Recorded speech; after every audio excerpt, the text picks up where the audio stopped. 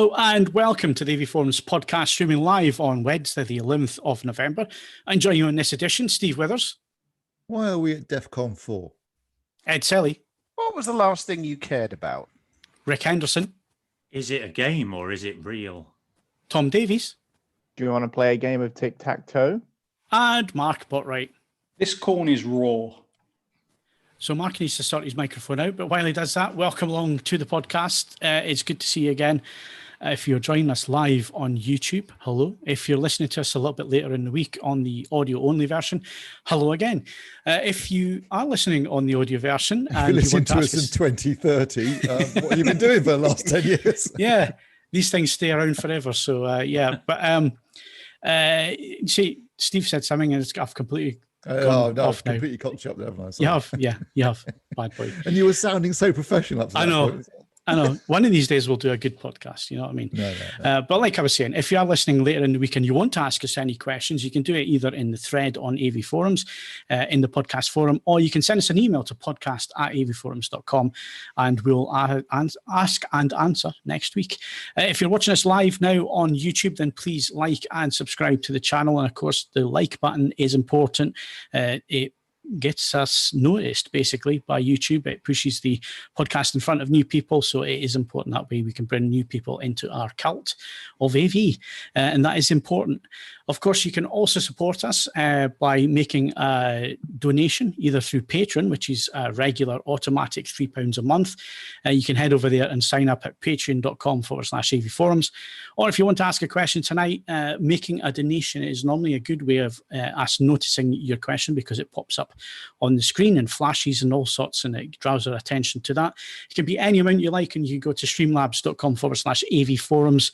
And that, like I say, it's a perfect way to get your question answered. In terms of donations, Joker, that's Joker with 2 R's, has donated £4.44. Thank you very much. It is appreciated. We do appreciate your support. And his question, a little bit 1970s. He says the silver lining of lockdown is that his mother-in-law is not allowed to visit. He asks us if we've got any ideas to keep her out post-lockdown. I've got an idea. You could try adopting a dog with a history of mental illness. That should do the trick. What? Eh? This is either the most niche joke going or very, very specific advice. I don't think we should look too closely into that advice. No, he wants to keep her out, doesn't he? A big, vicious dog should do it. Oh, right. Okay, I get you now. Yeah. Okay. You then have to live with the dog. So, I mean, can I suggest that you don't go for one? I didn't say it was a flawless plan, but it will definitely keep her out. PTSD. Buy a gun. No, well, shotgun. Yeah, shotgun. Yeah. Okay. As you can see, rule of 6 tonight. There are 6 of us on the podcast. Hopefully, it's not too much for you to follow who's talking at what point. But like I say, 6 of us tonight. We're all going to be talking about video games. So you'll quickly see a lot of video cameras being switched off at that point. At least Steve will be disappearing at that point, I would imagine. So like I say, donations, you can do those. It helps us grow AVForums, improve the site speed and features, produce more editorial content, news and reviews. And one of these days, we're going to make a good podcast. No promises. That might be 2030, actually, by the time we get there. So some new faces on the podcast. Well, one new face on the podcast this evening. So Rik, rather than ask you what you've been doing this week, I'm going to ask you, who are you? Who the hell are you? How did you get here? Yeah, who invited you? Obviously, you've got a long history in AV journalism and gaming and so on. So why not give us a brief history of what you've done through your career?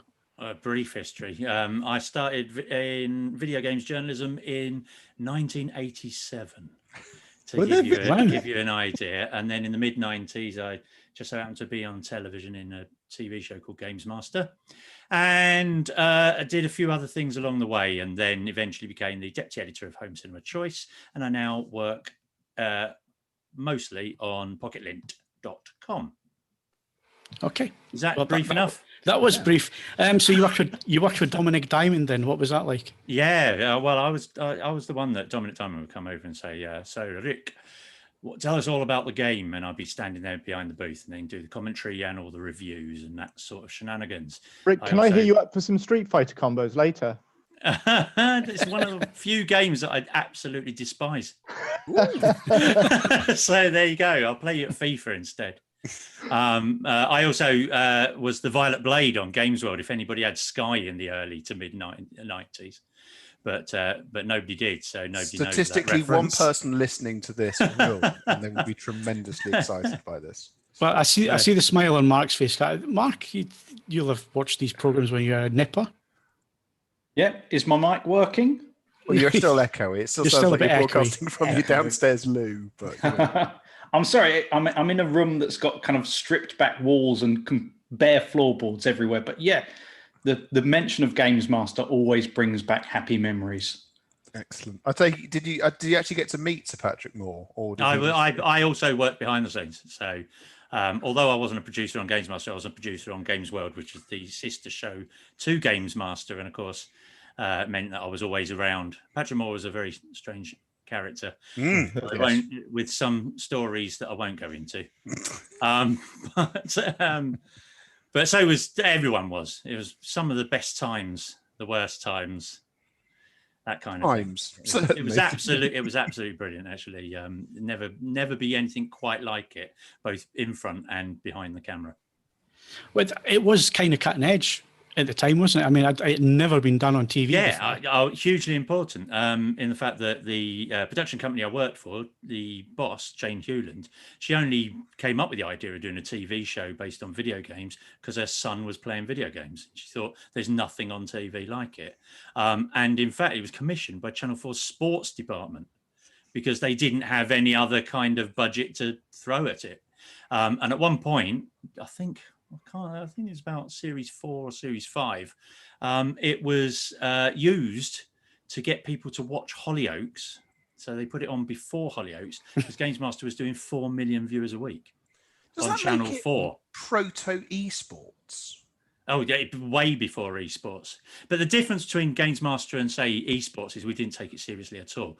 We put celebrities in ludicrous challenges. It was a bit like I'm a celebrity without the eating of testicles. And I'm not saying what will happen behind the scenes. Excellent. So, like Rick says, at the moment he's mostly working on Pocket Lint, but he also does our games reviews for us. And you've also been looking at the new consoles that have come out. Trying to jam them in AV cabinets. Yeah, so we're going to come successfully. Yeah, there's no way you're getting them into cabinets. And I take it you have to stand them up a certain way, Rick. You can't lie them flat. Well, you can lie both of them flat, to be honest. But because the way that the heat dissipation works on both consoles, it really helps if they're standing upwards. Specifically the Xbox Series X, in my opinion, because it's got its main heat vent is actually on the top when stood up. So I've seen a video of someone actually holding a ping pong ball. Yeah, a ping pong ball. The fan can keep a ping pong ball blowing up in the air. But if you put it on its side, of course, in a cabinet, and there's not much gap between the end and the cabinet wall, there's going to be an awful lot of heat sort of accumulating in a very short space, and I wouldn't recommend it. So we're gonna come on to that a little bit later on in the hardware section. We're going to cover both consoles because Rick has been lucky enough to have them for some time. And I did have a little chuckle. Now you've introduced yourself and people know who you are and what your background is, I did have a little chuckle at the comment was, do you actually have this console? Yeah. There's that there, them's the internet. Yeah. Well, no, that's the same with the same limitless confidence. People on Twitter criticizing the author of. Have you actually read this? Yeah. I live for those moments. I'm not going to lie. But at least he saw his mistake and he did apologise a few pages on. Oh, absolutely. So, yeah. After I sent him a photo and said, "You mistrust me, sir." What have you been up to, Ed? I've been doing plenty of work for you and some other people. I've got Hallway Zero at the moment. I've got every single box that was waiting to be collected by couriers has been collected by couriers. And that was fantastic. It's always a good feeling when there's nothing in the hallway. Otherwise, it's been fair. I mean, I've been on lockdown. It's been fairly quiet. I did have to check the heat shield on the bulkhead of my car because there was a minor recall notice that some had got the wrong heat shield, but it's there. Sorry, were you attempting re-entry or something? Well, no, the engine's got. No, I know. It is. It's got. When you say heat shield, I'm just thinking Apollo. Well, it's the same technology. When Ed's driving, you got to, the thing's hot when Ed. Going. Well, suffice to say accelerators off or on with Ed. well, yeah, suffice to say that all is well there. So no, otherwise it's just been quiet really. It's the calm before MasterChef the Professional starts, and that's what I'm living for at the moment. Did that start yesterday or was it today? I don't know. It's this week. Is it? Okay, we'll find it. Well, Yeah, I've still got. It may have been yesterday. It's either yesterday or today. That it kicked off. Given that I don't actually commune with anyone other than you guys at the moment, it's fine. I can catch up with it on iPlayer, and no harm will be done. But yeah, good. But no, otherwise that's about it. I'm afraid. We as we discussed last week, the permutations of I've sat on my arse and done some work have sort of run out. Oh, a couple of weeks ago I was talking about the delivery robots that we've got. I saw your thing on Twitter. I popped a photo of that on Reddit. Reddit went bananas. I didn't realise that they're not anywhere really other than what's Reddit? It's a big website full of it. It's like a sort of it's an argument central. But I didn't realise that essentially that they are pretty much limited to Milton Keynes. I mean, they're very useful and quite endearing in their own little way. So yeah, that was a minor point of amusement. So basically, they're all congregated by themselves next to the fountain to watch. They do. They hang out by the pond when they're not being used. I think they're plotting our overthrow. That's what they're up to. I did there was one comment though, because someone said, "Are they anthropomorphic?" And someone said, "Well, no, they're not. They're a box with 6 wheels." Then someone said, "Yeah, they're anthropomorphic because they're modelled on David Coulthard's head," which I thought was amusing if cruel. But yeah, that's about as far as it goes. That's okay. what I've achieved. Thanks, Ed. Mark, you got your microphone working yet? I have no idea. Oh well. What have you been up to? Because we haven't seen you for a couple of weeks. Highlight of past few weeks was finding a tube of pointing cement that perfectly matches my mortar. So What are you building this time?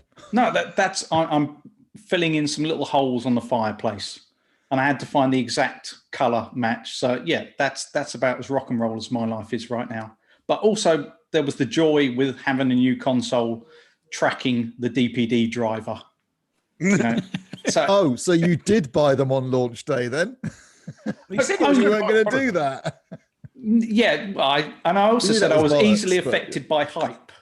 So, Have you got both consoles? No, I've only gone with the Series X for the time being. Just keep it on look on the bright side. At least it was DPD. I had a box delivered by my Hermes earlier today. Yeah, I saw that picture on Twitter.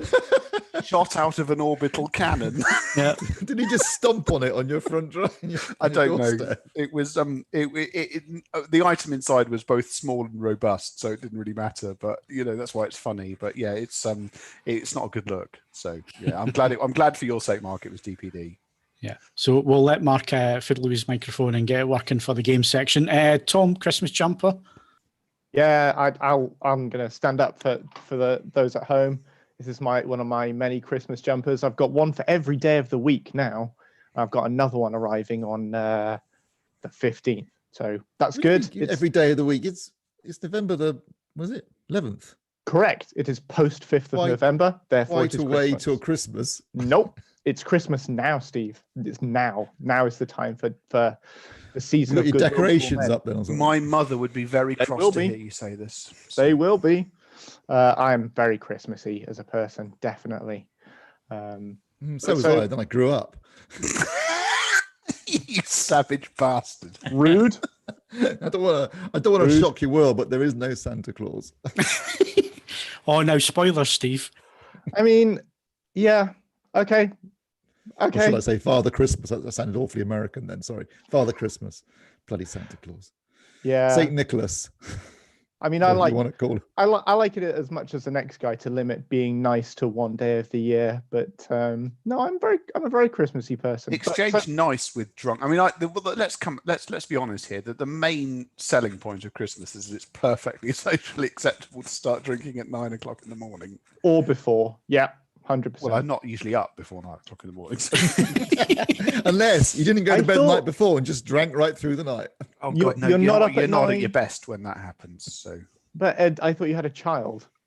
I do, but I'm. Are you not up at 9 on Christmas Day? Are you not up at 5:30? I'm usually at either. Well, historically, I was either at my parents' or my ex-wife's parents, and they could handle the early phase. And also, I have to say, I learned from my parents' own parenting mistakes. I don't give my son a giant tube of Smarties at 5 o'clock in the morning, for example. So he doesn't need to be peeled off the ceiling, and he also then doesn't have a massive crash at about 11:30 in the morning. So, I've learned from my own childhood in this regard. So no, it's fine. I usually get to have quite a relaxed start. There is no shame in loving Christmas, and I'm sure we're going to see some people representing in the comments on the live stream. Okay, Christmas is awesome. Oh God, he's okay. We'll take that for farming granted. support now. Ken has asked us another question. He's also given us another donation.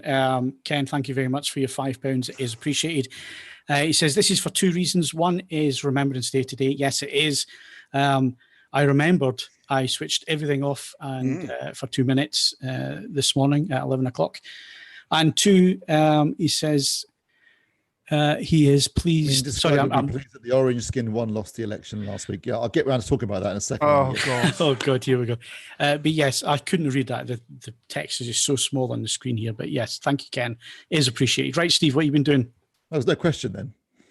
No, it was a wonderful. No, I just saw a lot of text and thought it would be a question. Seeing as obviously, I've been thoroughly enjoying the ongoing soap opera that is the US political election. I'd like to congratulate Joe Biden and Kamala Harris on winning, and Donald Trump is a loser. Other than that, bit of work. I tell you what, I did this weekend. I watched. I don't know if anyone else has seen this because it hit Now TV at the weekend. The Vow. Has anyone watched The Vow? No. Right, it's a documentary series, 9-part documentary series about the NXIVM sex cult, and it's absolutely. I mean, they must have been filming everything because there's so much footage. I mean, it goes on for 9 hours because they've got so much footage to work with, and it's the usual thing. A lot of people don't realize they're in a cult initially because it seems like something that's semi-legit, although frankly, because I'm the kind of person that thinks any self-help stuff is just utter bollocks, I'd have been straight out of it. There's always some bloke somewhere at the end. There's always some bloke somewhere in it trying to get laid. The guy himself, the guy at the center of it is so uncharismatic and weird. And you think like, what's going on here? But call me old-fashioned. But the point at which they start branding your fanny is when you want to think about getting out of the cult. That's all I got to say. Anyway, you should watch it. It's excellent. Well, that's me sold. Thanks for that recommendation, Steve. Excellent. The Vow, it's called. So they put that quote. The guy got sent down. Sorry, Rick. Well, they put that quote on the box. They should put it on the box. Yeah. The guy got sent down for 120 years. Yes, I did see that he'd gone. I mean, it started as a sort of management bollocks speak thing, but yes. He started off with a pyramid scheme, and that got caught. The feds are onto him eventually, and then he sort of reinvented himself as a self-help guru. But it's like anything. There's so much footage of him just talking utter bollocks, and you just want to throw something at the television and go, "Oh, wake up, you idiots! This is nonsense." But I think that about most things. So Yeah. Well, there's 69 million people voted for Trump, so. 70 million people voted for Trump. 70, yeah. Well, there you go. Unbelievably. Yeah. Luckily, more people voted for Biden in the right places. I should point out, rather than yes.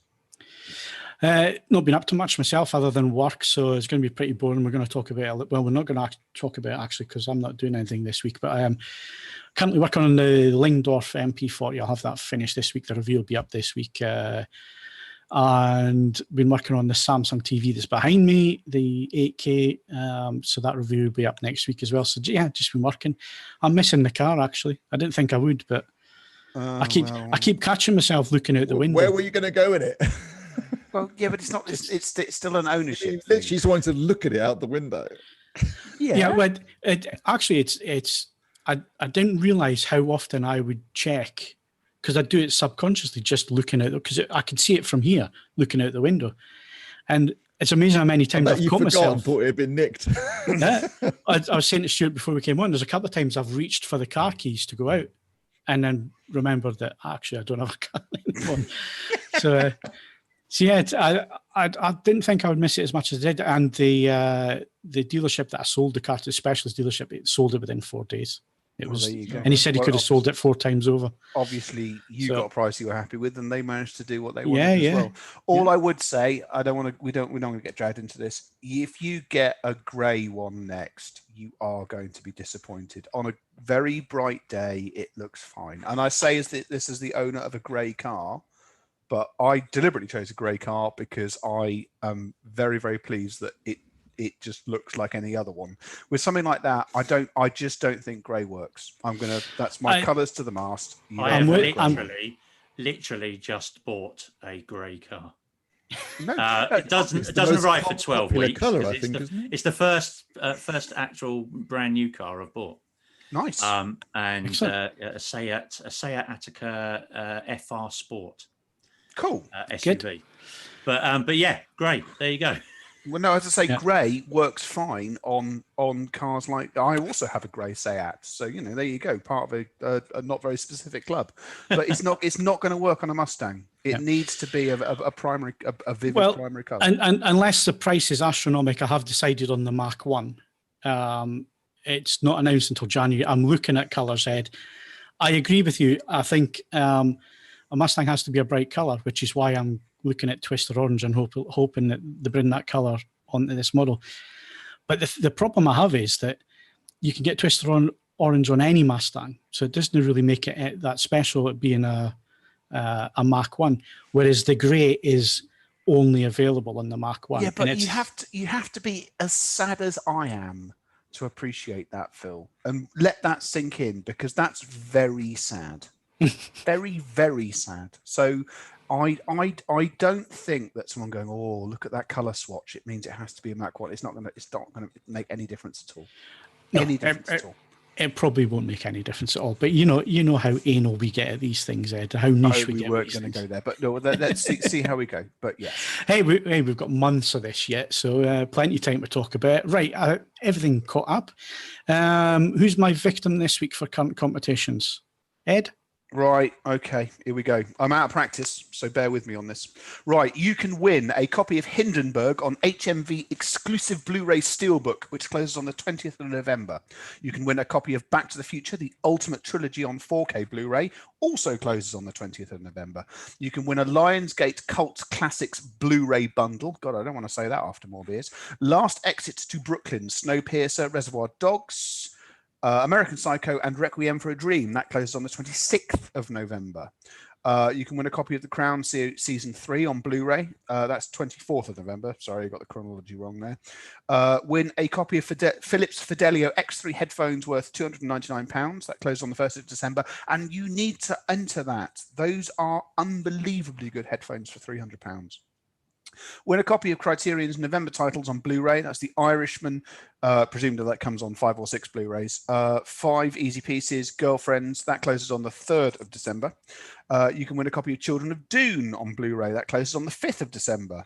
Win a copy of The Lady Killers on 4K Ultra HD Blu-ray. That closes on the 5th of December. And last, but by no means least, win a Sharp HT SBW 800 Dolby Atmos soundbar with wireless subwoofer worth £449. That's a nice prize. There you go. You have until the 15th of December for that one. So what we did was we put them in chronological order there, Ed. Chronological. That's what I said. Ish. That's what I said. Yes, I did. I did. So you did that, Ed, and then I'm looking at what Stuart's put up in terms of I have no idea what the order is that on the website, because it didn't match up. We were trying to be professional and we failed yet again. We failed absolutely. Absolutely. But I'd have been disappointed if we got it right. Just obviously to do the boilerplate on this, all these competitions are open to eligible AVForums members resident in the UK. That basically means most of you except Phil.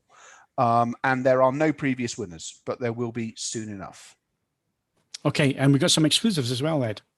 Oh, Christ, we do, don't we? Right, yes. For Patreon exclusives, you can win a copy of White Snake on Blu-ray. That closes on the 25th of November. You can win a copy of Ghostbusters 1 and 2 on 4K Ultra HD Blu-ray. Closes on the 20th of November. And there'll be a podcast exclusive to win a copy of Tremors Shrieker Island on Blu-ray, which we're going to make Tom do at the end because he won't be expecting it. Okay, good stuff. And previous competition winners? I say there aren't any of those. Are there? Oh no, shit, there are. Crap. Right. Sorry, it's like that bloke on NBC earlier on. Right. Andy PW won a copy of Jaws on HMV exclusive Japanese style artwork steelbook 4K Ultra HD Blu-ray. God, that's a mouthful. Disc. Gunsturm won a copy of The Thing on podcast exclusive HMV exclusive Japanese artwork steelbook Blu-ray DVD disc. You bastards. SLS 72 won a copy of Made in Hong Kong on Blu-ray. So well done to you all, and forgive me for mangling your titles and what you want. So there you go. That's why I don't do this very often. Yeah. Okay, we'll be back with hardware in a sec.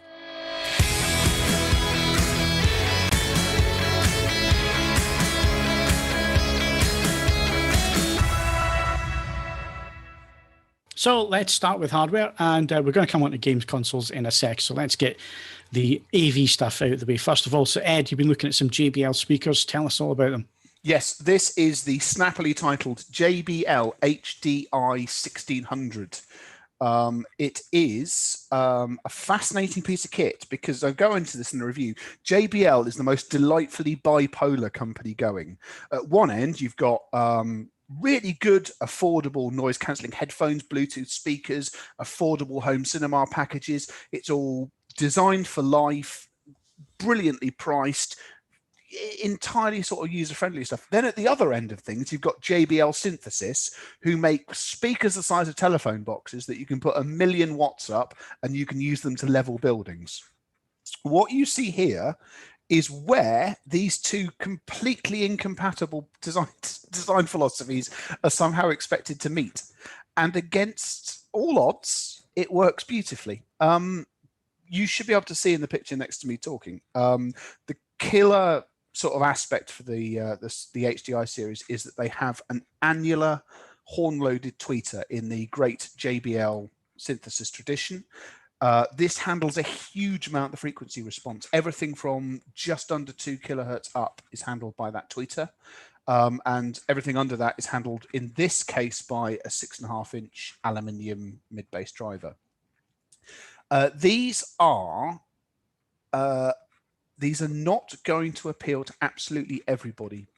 They are. Can I ask a question, Ed? Go for it. Are these part of the Synthesis range? They are the cheap. They are the most affordable range listed under JBL Synthesis and not not JBL Home. Okay, thank you. So this is the cheapest JBL Synthesis speaker you can buy, but it's much more domestic than most of the things that JBL Synthesis does. Although that said, the center speaker appears to be about 8 feet long, so you know they're one step at a time. Going back to what I was saying, they are very much in the Synthesis reign of performance. They will they won't flatter poor material. They won't induce joy where there is no joy to be induced. There's literally they'll give you what is on the recording. They're not pro, but you can see the pro origins in what they've done. But the good news is they are big sounding, effortlessly room filling, extraordinarily capable loudspeakers. They're £2,000. It's not money you lose down the back of the sofa, but they stand easy comparison. We've looked at I have looked at a raft of speakers for about 1,500 quid. So going from the spenders we did last week up to we've got the Bowers and Wilkins 705 signature coming in one of the reviews in this batch. At £2,000, these have they're like Liam Neeson. They have a very particular set of skills. And if they do that right, very little else is going to do it for you. I would also say they are one of those products that genuinely looks, they've managed to do a really good job of making a product which unmistakably looks like a JBL, but does it whilst being relatively room friendly. They've chosen some clever finishes. It's well made without being showy.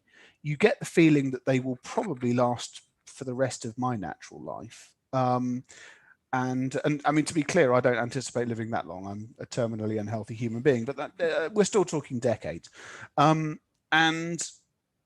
they're just, they are, the more time I spent with them, the more engaging I found them. They're the sort of product where you are going to have to go either to a dealer post lockdown and have a listen, or see if you can get them on home demonstration, because for some people there's just because there's no artifice to them and there's no induced sort of joy, you may find them a bit matter of fact. But I thoroughly enjoyed my time with them. I think it's a very, very capable product, and I would say, based on the performance of this, the smaller model, if you have the room for the larger ones and you can accommodate the biblical center speaker, the chances are it's going to be a hell of an AV pack as well. Okay, good stuff. Review will be up soon. What was the price in there, Ed? 2,000 English pounds. So it's 1,500 on the picture on them. Well, it's wrong.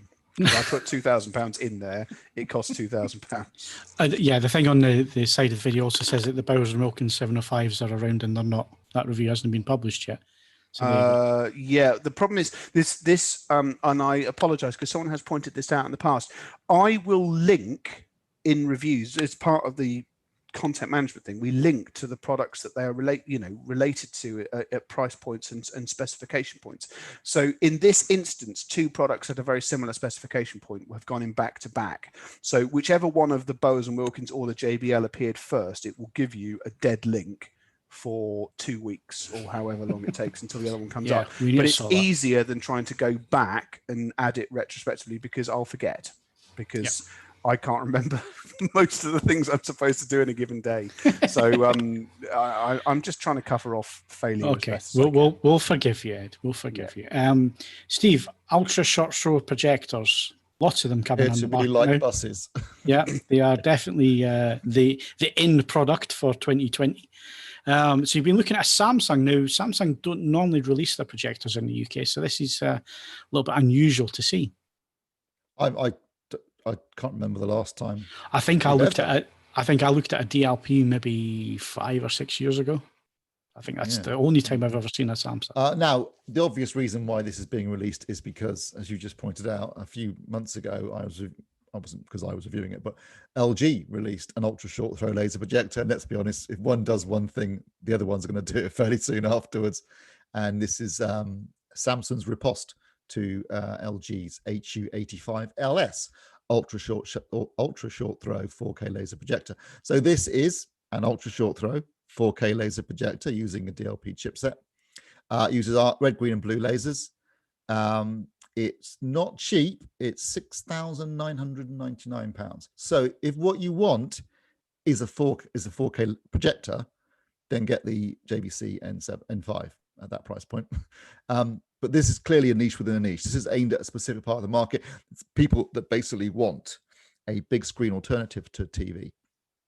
And in that sense, this is infinitely more successful than LG's offering in this country, because unlike the LG, the Samsung LSP9T, or as they like to call it, the Premier, actually has a built-in tuner. It's got built-in Freeview HD and satellite tuners.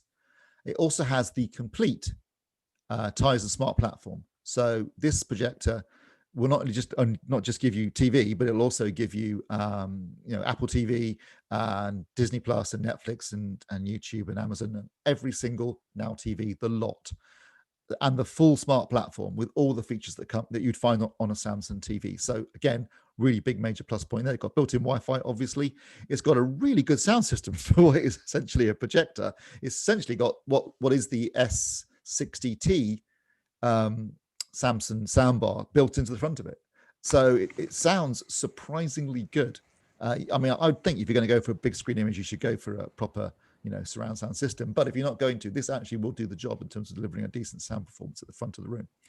Now, it's obviously designed to be put really close to the wall, between 11 and 23 centimeters. So, like this. And if you move it backwards and forwards, that changes the screen size. It goes from 100 to 130 inches. I have seen people moaning about that, going, oh, why doesn't it go smaller? Well, because if it goes smaller than that, you can buy a big screen TV instead. This is meant to give you a really big screen performance with the benefits and features of a TV, plus the benefits of a laser projector light source, which basically means long lifespan, 20,000 hours, stability in terms of it won't dim or change characteristics over time like a bulb will, and near instant on and off. It actually takes 14 seconds to go from pressing the on button to having the the menu page on A screen. lifetime. How could you? Do that? But nearly instant off. I can say that. Yeah, overall, I've got to say, I thought this was a cracking product. I accept it's not cheap, but it's also aimed at a specific part of the market. It's 2,800 lumens, so it's pretty bright. You can use it in a room with ambient light, but for best results, you want to dim the room as much as possible. It's got a nice sharp, I mean, it's not native 4K, it's DLP, but the image is very sharp, very detailed, massive color space. It can do almost the full BT 2020 color space. In their marketing, Samsung claim 105% of BT 2020, but actually I measured it at about 98%, which is still enormous. Yeah, it's got all the benefits you'd expect from DLP. So great motion handling. It doesn't use a color wheel, so you shouldn't have a problem with rainbow artifacts. I don't suffer from them, so it's difficult for me to tell. Good HDR performance and excellent SDR performance, and it's got a filmmaker mode as well, and it also supports HDR10 plus. As far as I'm aware, this is the only projector, or the first projector, in fact, to do that, and it's got Apple AirPlay built in as well, which again is something I don't think any other projector's got. So this is a really well specified ultra short throw laser projector. Presumably no Dolby Vision though. No, but no, just Samsung. It's Samsung. Funnily enough, it doesn't support Dolby. I mean, it does output Dolby Atmos if you're using an outboard sound solution, but it doesn't decode it internally. But yeah, I mean, it's got pretty much everything you could want. It certainly has all the features you would find on a Samsung TV, and obviously you get a bigger screen size. So if you want really big screen size and you want the all the benefits of a television, this is definitely a viable alternative. And while $7,000 might seem like a lot of money, you would pay a lot more than that for a 90-inch TV. Yeah. So Hisense do this. They call it Laser TV, Steve. Yeah. It comes with light rejection screen. I'm assuming that the Samsung doesn't come with a screen. It does not. No, you will either. Well, I mean, you could put it up against a white wall. Although for best results, you should really look at getting yourself a projection screen. Yeah. Yeah, I mean, yes, the Hisense solution does come with screen, but it is also more expensive. So swings and roundabouts, I guess. Yeah. Okay, good stuff. And the price on that, it's one of these that you really want to be looking at a projector for that solution to be paying that kind of price, I think. But like you say, it's another one of these things where there seems to be two levels of the market, doesn't it? There are those that come a little bit cheaper, but they don't come with a screen or many of the features. I mean, some of the Chinese manufacturers are coming in at under $2,000, aren't they? It's grand and a half for their stuff. Although you have to navigate Chinese menus on some of them. Up to, I mean, Epson, they do one, don't they? You looked at that last year. And then you get to this level of the market where I am surprised there's not a screen, actually. For $7,000, I would be expecting some kind of light rejection screen that like you get with the Hisenses, which are coming down in price. I think they were at $12,000 at some time, but at one time it's about $10,000 at the moment. So it's still a lot of money. But what differentiates this projector from, I'd say, all the competition at the moment is the fact it's got Tizen built in, which makes it means you've got access to all the streaming apps. Well, presumably it's like that LG that appeared that had WebOS. No, that did, but the LG had WebOS built in, but it only had Netflix and YouTube and Amazon Prime.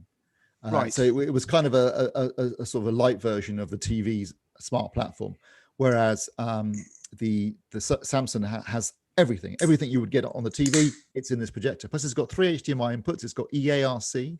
I mean, it really is incredibly well specified.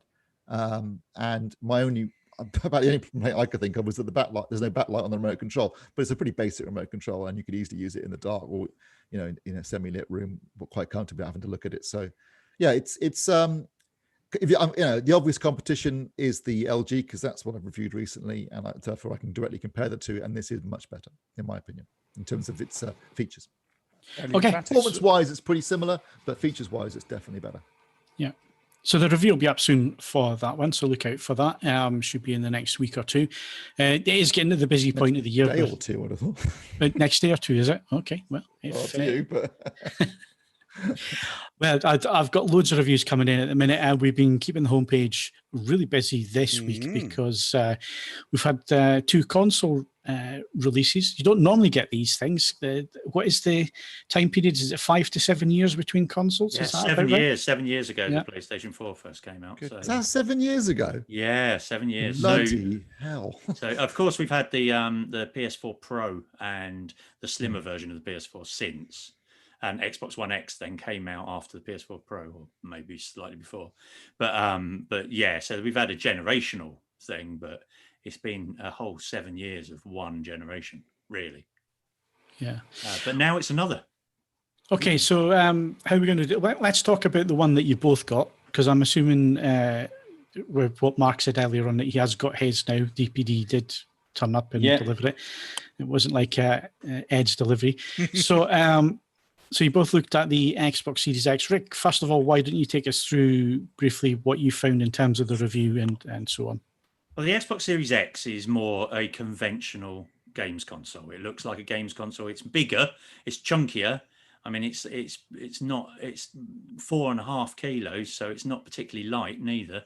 But it is still a games console. And in fact, if you already own an Xbox One, you know exactly what to expect, because it literally, all the user experience, everything about it is pretty much the same. As soon as you turn it on, all your Xbox One games are instantly available to you if you have them on the Xbox Store, the lot. The difference is it's the most powerful console on the planet. And by that, it has the most powerful processor, because it runs at I'm trying to remember all the numbers now. It's an 8-core AMD custom AMD Zen 2 processor with 3.8 gigahertz per core. That's including the multi-threading, and it has the most powerful GPU because it runs with. Right, now this is testing me because I can't quite remember. 52 compute units. It's 52 compute units, but I think it's 14 teraflops. One of my 12 teraflops technical of power. I'm not even sure. Even when I was writing the review, I was going, "What teraflops of what? Teraflops of power." That's about the best word for it. And that basically means that it is way over spec for what you can play on it right now. It absolutely is, and this is partly the benefit of the Xbox Series X and its immediate burden is the fact that nothing that goes on it at this moment touches anywhere near what it is capable of. So it makes it less exciting, if you know what I mean, because it looks like an Xbox One, because it plays a bit like an Xbox One, and most of the games you'll play on it are Xbox One games. You kind of think, is it too early in the release schedule? That's basically it. Also, on the other flip side of that, there are some minor issues with its AV output, in the fact that while it advertises Dolby Vision, it doesn't actually have Dolby Vision on anything but the media streaming apps at this precise moment. Dolby Vision is coming via games, and it will be the first ever games console to have Dolby Vision on gaming, but there are literally no games with Dolby Vision to have on it. And secondly, and this was news to myself, Dolby Vision is not available on the Blu-ray player until next year at least. So apparently there was an issue with Dolby Vision on the Xbox One X, so they removed it for the Xbox Series X, which is a bit of a shame, but it does have Dolby Atmos throughout. It is a HDMI 2.1. It works brilliantly through most machines, but the one thing that defines this next generation more than anything else is native 4K gaming at 60 frames per second. Both the consoles, and I'll touch on the PS5 in a minute, both the consoles are capable of up to 120 frames per second, but unlikely ever to do that with 4K resolution, or at least in the first couple of years. The biggest other thing that's on the box, and it's certainly on the PlayStation box, it's not on the Xbox packaging, but indeed they are talking about it, is 8K. Doesn't do it. It won't do it, and it won't do it for some considerable time. What they basically mean is that the HDMI 2.1 output is capable of it.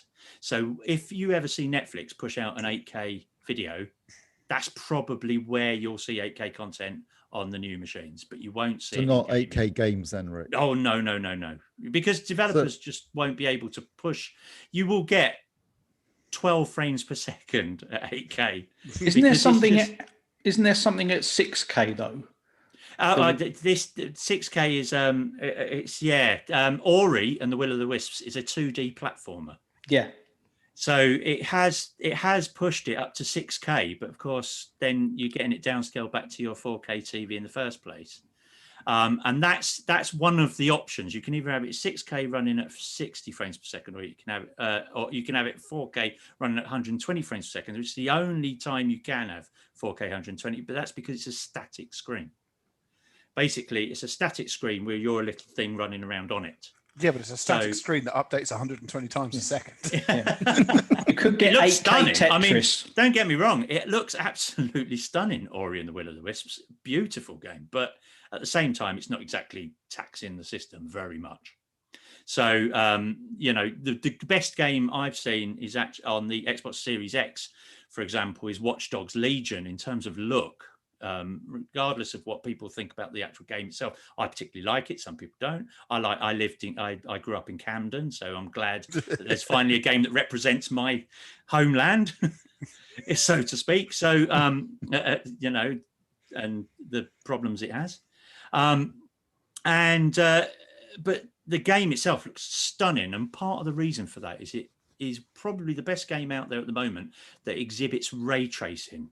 And ray tracing is a game changer, literally. It's a PC gamers would be sat there going, yeah, we've known all about that for 2 years, mate. What are you talking about? But for consoles, this totally changes everything. It's about the lighting engine and the light and where the light cascades onto any object in the game. And what that essentially means is that in games coming forward, you're going to see an awful lot of puddles. And the reason why you'll see puddles is because reflections look fantastic in them. So puddles will be the defining thing in games in next generation, mark my words. Oh no, it's Spider-Man all over again, Rick. Well, Spider-Man Miles Morales is just puddle-tastic. It really is. They're making up for all the puddles they missed out on the first one. And all the building and all the sort of like tower blocks have got mirrored windows, so that you can see fantastic vistas and cityscapes reflected.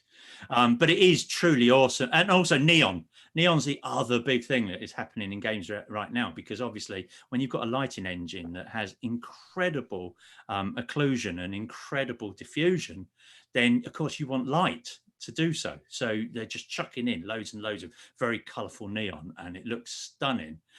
Whether we'll get bored of that, I don't know. Probably will by next week. Yeah, I know some people were looking at the shots from Watch Dogs Legion and saying, are there that many puddles in London? It rains all the time. Yeah. On purpose, it rains all the time. And it's not Manchester, for God's sakes.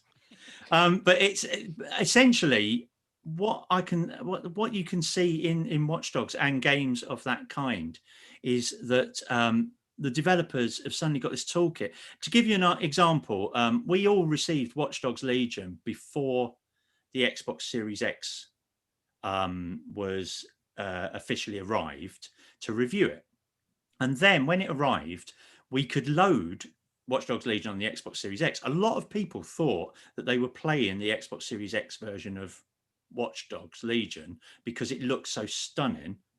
However, they hadn't actually switched on the next gen features yet. As soon as they switched on the next gen features, which was only a couple of days ago, it totally different.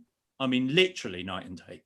It was superb. The graphical fidelity is extraordinary, and that's for gaming. There's for streaming. There's a few teething errors. For example, BBC iPlayer isn't available at launch, which for no apparent reason, because it works absolutely perfectly fine on Xbox One. So I don't quite know why BBC iPlayer doesn't exist. That might be what LG fell foul of. Potentially, there may have been some weird caveat testing. Yeah. It's just, and it's been promised. I mean, it will be coming, but there were just a few apps just didn't work, and which was strange. And then there was the Dolby Vision thing on 4K Blu-ray, which was a bit of a shock, I think, to a lot of people. So what I would say is, if you are looking to buy a console, don't quite throw everything under your TV out yet, even though that's the only way you're going to fit it in. So before we go any further with that, obviously, Mark, you've had yours for a while. Let's have your thoughts on the console. Yeah, I really like it. It's kind of I like the design. It's kind of quite brutalistic.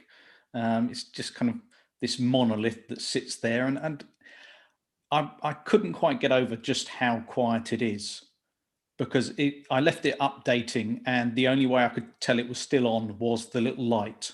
That was it.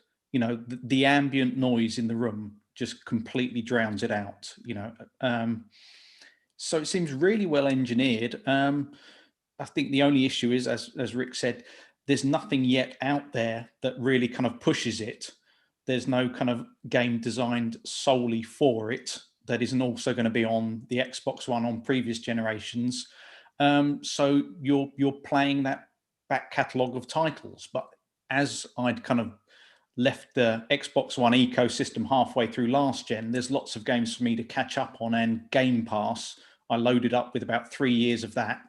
And it's kind of changing the way that I actually play those games, which is very odd.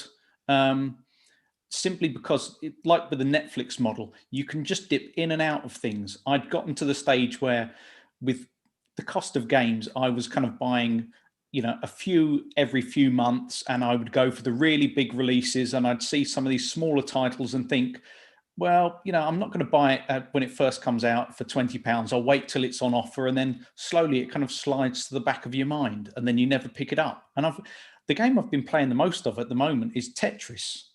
Yeah, that came out, didn't it? Just yeah, but it looks stunning with HDR, and it's that kind of synesthesia kind of experience where you turn all the lights out, and you know, those are the kind of games that otherwise I might not have picked up, I might not have looked at. I'm really looking forward to playing the 2 Ori titles, for instance. Yeah, so I've been very impressed with it. The only drawback I've had, other than kind of a few little teething problems with changing settings around on TV to get HDR to work and that kind of stuff, is the controller. That's the one thing that was really drawing me towards the PlayStation 5. I'll model it while you talk. It's very iterative. It's kind of, if it ain't broke, don't fix it. And I think PlayStation you're talking about? No, the Xbox controller. They've basically not, you know, it's don't really kind of revolutionize anything, whereas Sony have gone down a different route, which is trying to add something to it with, you know, the haptic feedback and the adaptive triggers.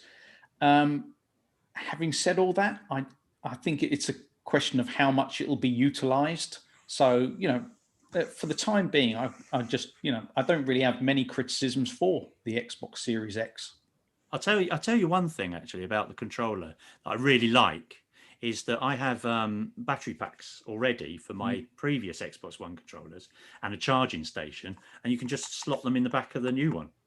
Yeah, you don't actually. There's so much about the Xbox ecosystem that is absolutely brilliant. It's all backward and forward compatible. Yeah. So you can even buy a brand new controller and use it on your Xbox One. So I love that about it, and I love the fact that if you are upgrading, it's instantly upgradable. It's minimum fuss. You just you do it on a mobile app. That's incredible. So there's so much to like about it. It just needs more games, and that will come. That will. But this has been the case with being very early adopters of pretty much any games console, going all the way back to the NES, though, isn't it? And both manufacturers are leveraging older titles. That's not, you know, cross-generational, and but it does look like Microsoft is doing a better job of that by the nature of how their system has been set. Yes, by the nature of how their system does, but also the fact that Halo Infinite got pushed back and it's still on the box. You know, so they've kind of had to really lean into that. But you know, for all the talk of Sony, you've got new titles. Well, Miles Morales I could play on the PS4 Pro, and Demon's Souls, it looks stunning, as you'd expect from a Blue Point game, but I played it a decade ago and it didn't, you know, I didn't gel with it then. So it's, you know, it's not going to be a revolutionary experience. It's for fans or people who haven't played it before. So it's kind of both. It feels like both consoles could have launched in kind of spring next year with a couple of big hitters that were exclusive to the generation. You don't miss Christmas, Mark. To be honest, with the pandemic, they nearly did. And we have to, as much as I don't like talking about it, considering we're all now in lockdown again, we have to look at that and say that's the reason why there aren't the launch titles right now. People seem to have forgotten that developers themselves are in the same boat as the rest of us, and therefore their games are being delayed. There's absolutely no way they could possibly get a massive game that you expect to play for the next 40, 50 hours worth done within the time scale when they're not all working together. Yeah, I was reading a very interesting developer kind of blog about how it had affected their work, and this assumption that, well, we're network enabled, we can contact each other via all these different messaging services, but they said something as simple as looking over someone's shoulder and being able to point on a screen and change something that would take 30 seconds becomes an email back and forth or a Skype call or sharing screens and that kind of thing. And that becomes hours. And if you extrapolate that over several months of what could have been the crunch period for a game, it's going to have an effect. Absolutely. Absolutely. And then, we've seen it all the big games. Cyberpunk 2077 has been delayed 3 times already. I think it's not that it's not a huge, I think there's the not really taking into consideration the coronavirus times for people's complaints at launch title games, but I think it's a bit of a non-argument. I think if you I was looking into recently the PS2 launch titles. The PS2, I don't know if it's been outsold by the Switch, but I think it's the most ubiquitous console that's ever been made. Yes. And the launch titles for the PS2 were god awful, and everyone complained about them at the time. It's like, this isn't doing anything, it's not anything new, it still looked like last gen, and it's an argument, as I'd say, that happens every single new generation. The Switch itself is a prime example of that. The Switch launched, that was its biggest criticism. Everybody was going, what, you've got 3 games? I think it had 3 games on day one. I mean, genuinely, everybody looked at that and went, well, that's going to fail massively. It's one of the best loved consoles ever now. If it hasn't outsold PS2 for most ubiquitous, it's not far behind. No, absolutely, it's amazing. My son loves his, but this is the case. But look on the bright side, gentlemen. I mean, Grand Theft Auto 5 is now onto its 3rd console, so it'll be with us forever. So let's move on to the PS5, which you're the only person here, Rik, that's actually had hands-on with it and so on. So how does it compare? Right. The PlayStation 5 is obviously not out in the UK until the 19th. It's out in the US tomorrow, the 12th. For those listening to this afterwards, it's the 12th of November. The UK release date is the 19th of November. It's massive. It is quite simply the biggest games console that's ever existed. I've built a PC that is actually smaller than the PlayStation 5. It's extraordinary. However, I've grown to love it, a bit like a originally unwanted child, because it has. I'm intrigued that you're making this comparison. We wouldn't dig too far into that. An extraordinary aesthetic that is unlike anything else. It looks like a space station. I call it a Blade Runner-esque skyscraper. It's a Wi-Fi because it is best used standing on end. It can lay on its side. Absolutely. I can't really see much problem with that, apart from the fact that you would have to jimmy it in to any kind of furniture, because it is quite long, obviously. But it's designed to stand on its end. It looks quite magnificent when it is, although you couldn't really put it in front of the TV. Here's an example. I own I've got a flat 65-inch OLED wall mounted, and the AV cabinet is quite a distance underneath it, yet when I stood the PlayStation 5 on it, I couldn't see part of the screen. I'm probably the only person that would get away with it, but that's because I've got clearance for turntables, which are enormous. So it's a massive machine. It's done so on purpose. It has 2 face plates that go either side, which I suspect will be interchangeable at some point in the lifespan of the console. Somebody actually did try to do third-party face plates and got sued by Sony. So and had to take them down again. But I imagine that there will be official ones coming. So you can, I would think that you would be able to change the color if you don't like the white, but I do like the white, so that's absolutely fine. But the main thing and the main reason it's so big is because it is the most silent games console, even more silent than the Xbox, which is saying something, because the Xbox, you have to go right up against and put your ear in the holes to hear it running. The PlayStation, you don't hear running at all. And the reason why, it's got this massive fan. The top half of the console is pretty much just a fan. It's extraordinary, and it has and it's a two-ported fan as well. So it goes, it's circular, and it has a gap either side. Plus, there are vacuumable dust holes. Now, anybody who's ever had a PS4 Pro will know that it sounds like an asthmatic helicopter taking off. It really is bad. I've got asthma, I can say that. But it makes so much noise because, and the main reason is because over time it gets so much dust in it. At least this time you can suck the dust out really easily. It's made very, very simple. But design aside, the thing about PlayStation 5 that probably impresses me most is that it is quite unlike anything else. Where the Xbox Series X is exactly like the Xbox One in terms of ecosystem and UX, the PlayStation 5 is totally different to the PlayStation 4. It's not the same. It has that initial wow factor. You switch it on, it has a 4K menu system that's animated. You go past your profile piece and you suddenly come to this real content rich menu screens that Sony has never done before. So it represents such a sea change. The other big thing, of course, that Sony's never really touched on before is backward compatibility. Now, we were talking about it with the Xbox, but if you could consider the PlayStation over the years, there were 1 or 2 models that you could buy that had a bit of backwards compatibility.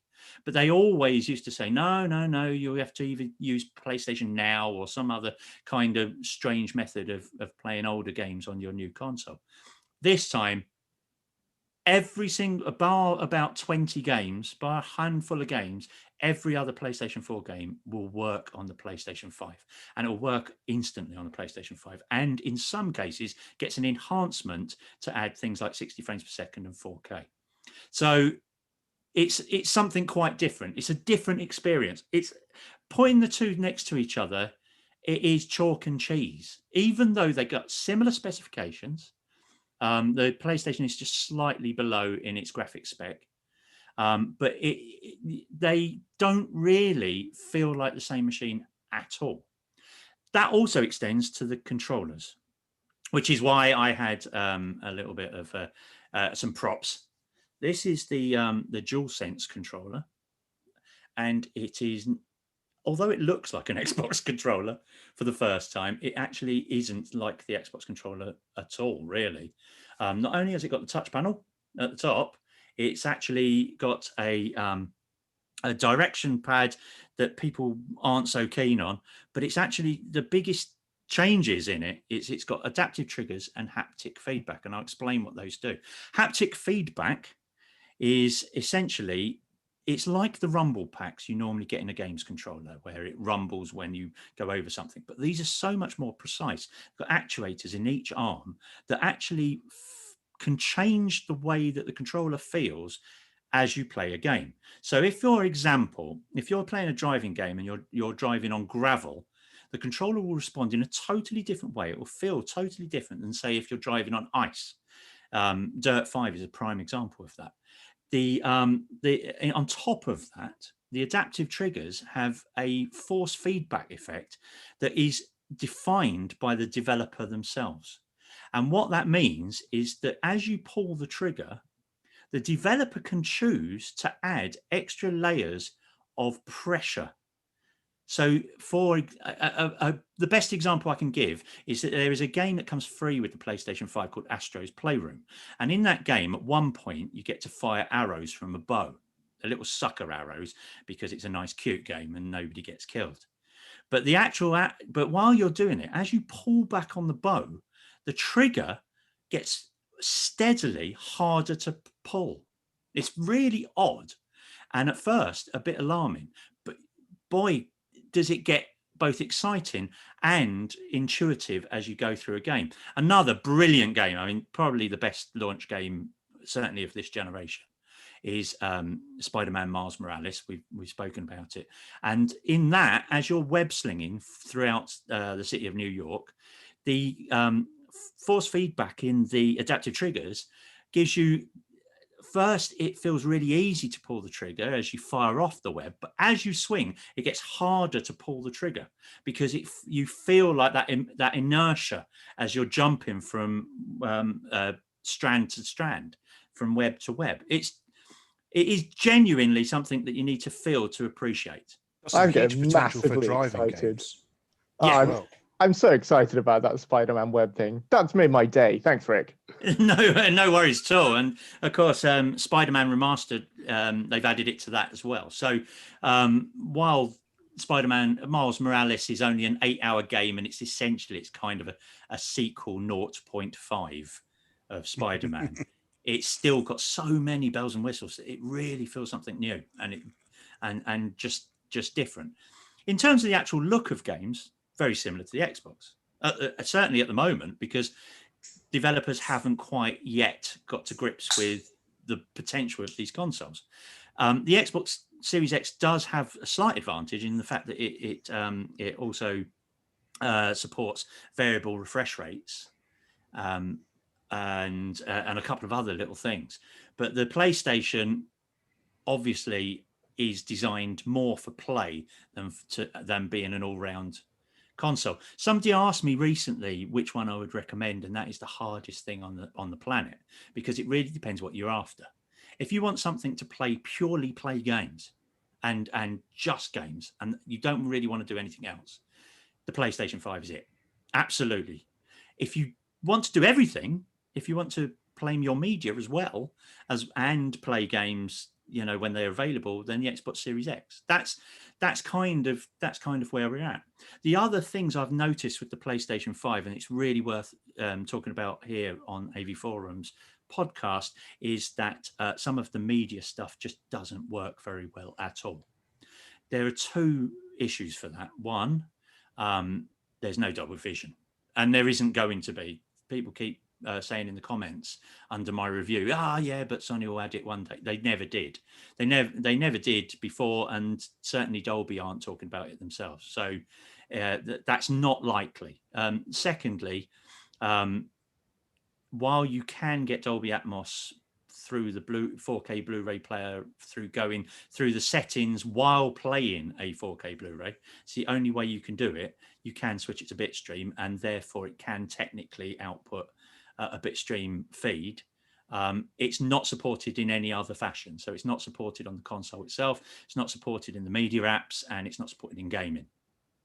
That's so goofy. That to me is like goofy as heck, because just looking back a couple of generations, like PS2 was a lot of people's first DVD player. PS3 was a lot of people's first Blu-ray player. Do you know what I mean? Like people are going to be buying this for the 4K element of it. That's nuts. PlayStation made a bit of an error. In my opinion, I went to see the architect of the PlayStation 4 Pro in New York when it was launched a few years back, and I said to him, "Why no 4K Blu-ray player in the PlayStation 4 Pro?" The Xbox Series S had already introduced one, and Sony was obviously a massive proponent of 4K Blu-ray. And so I said, why no 4K Blu-ray? And he said that cost was an issue. And I suspect that part of the reasons why it's not technically supported is the licensing fees that they would have to pay Dolby. That's the only thing I could possibly imagine. What the reason why is that they just don't want to pay those license fees.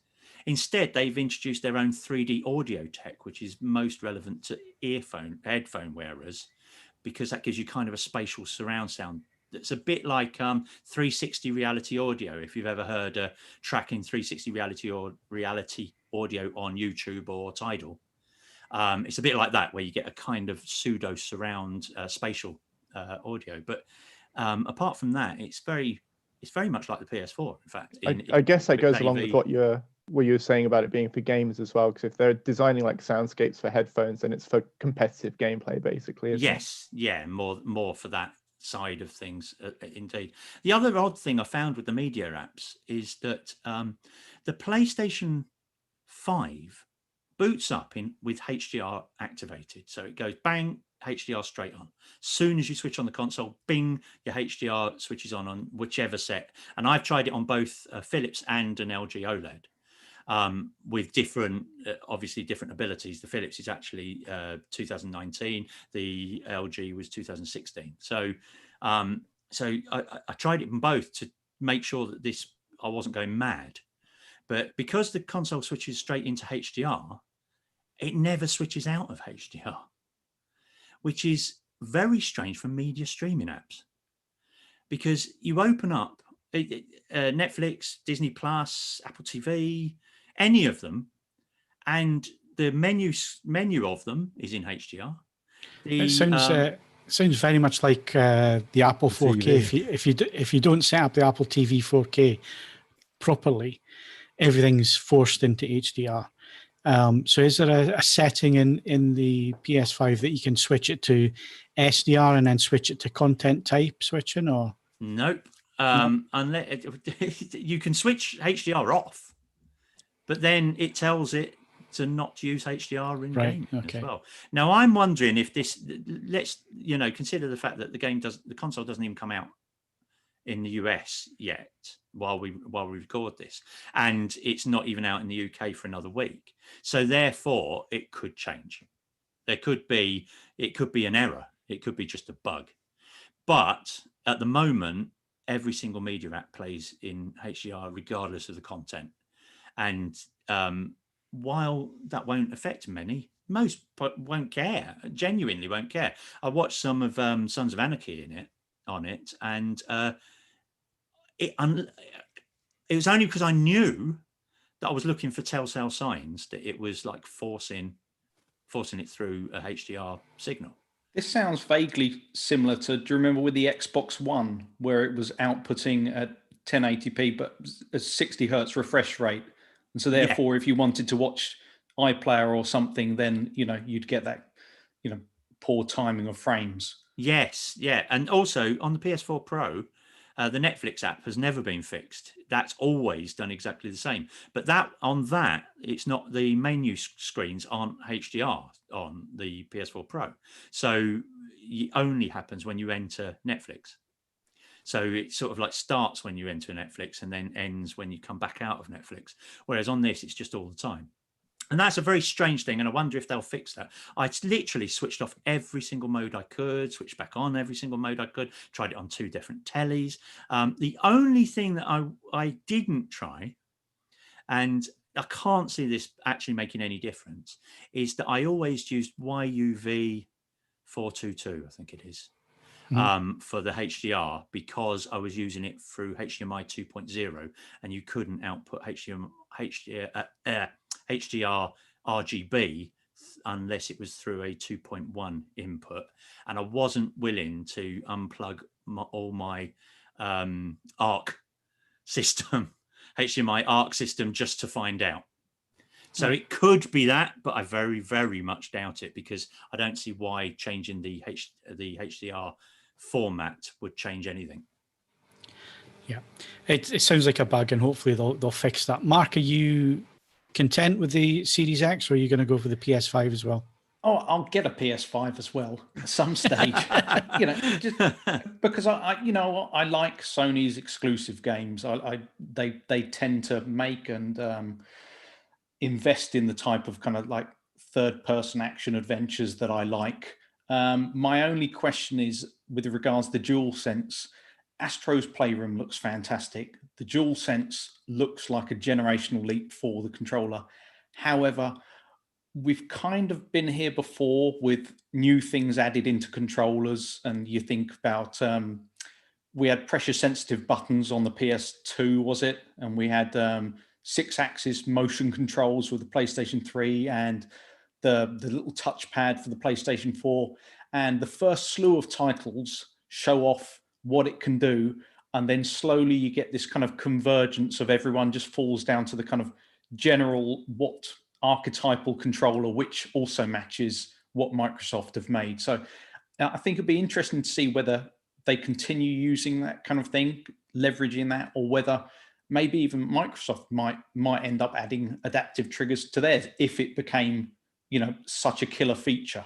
I have to say the idea of, I mean, just, you know, racing games being my particular the idea of getting the equivalent of pedal feedback, you know, proper braking resistance using that trigger system is a genuinely intriguing thing.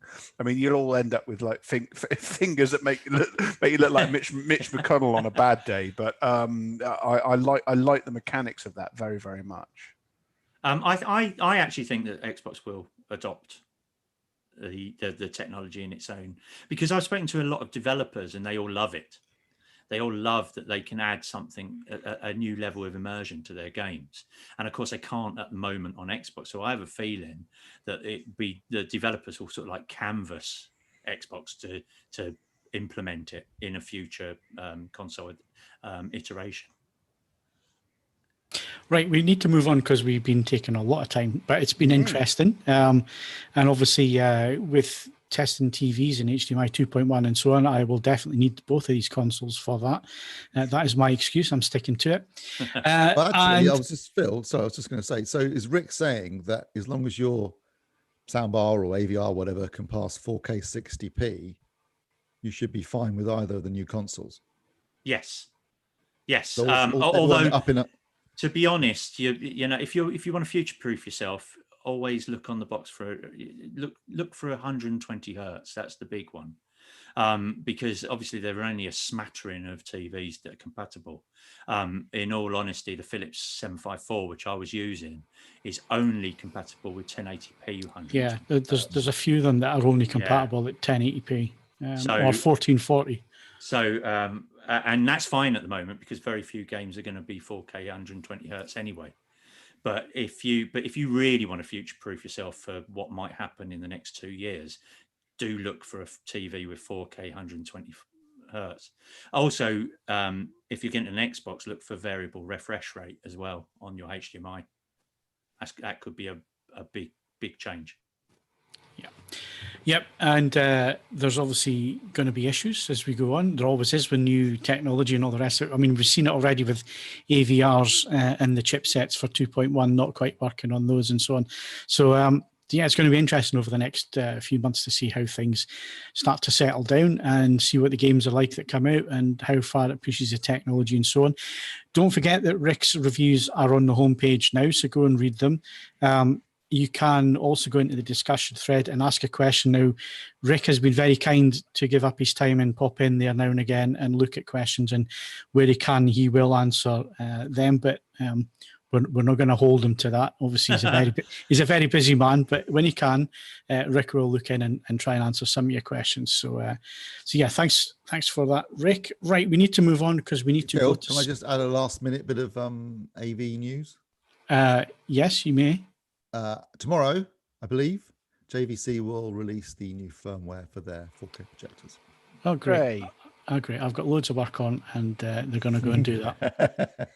Just remember to turn it on, update it, and have a look over the weekend. I'll work over the weekend. I don't have the weekend. So do I. I'm just pretending that we don't. Okay. Right. So we need to finish up and go to software next.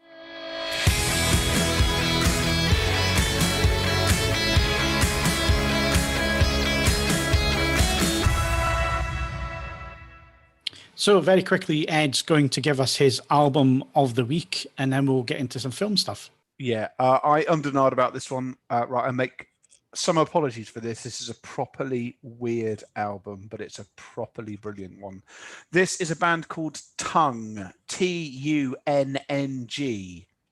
And as it's now popped up on the side, it's called Presents Dead Club, and it's meditations on death and loss. Now, Tunng...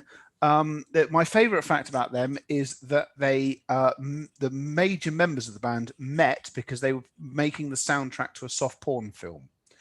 And they stayed together after doing that, which I find endearing. They were probably stuck together after doing it. Oh dear. They sound like no other British or international group I've ever heard. This is a unique blending of elements of folk and elements of electronica, and it just hangs together beautifully.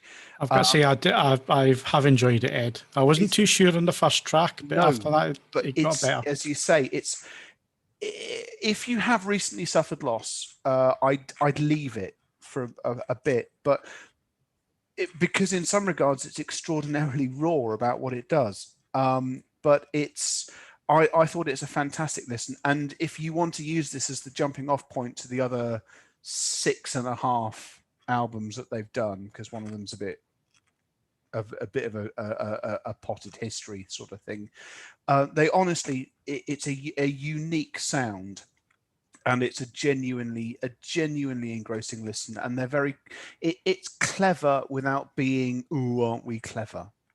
So this week, it wasn't a particularly vintage week for music, and I thought this one stood out, but I am completely conscious that a number of people will listen to this and go, this is really, really odd, because it is. And the band is called, people are going, just what's the name of the band? Tunng, Tunng. I'm assuming there's some sort of wind up going on here. That's what it is, and it's clearly visible to the side of me because Stuart's brought up the link that I provided him last night. So there you go. Knock yourself out with that. There's a vinyl release. There's 2 vinyl releases. It's on all the major streaming services, and you can consider it on its own merits. Okay, Christmas Tom, do we have a film review this week? Yeah. And it's the film review I'm going to do is called Christmas is Great and Shut Up Everyone Else.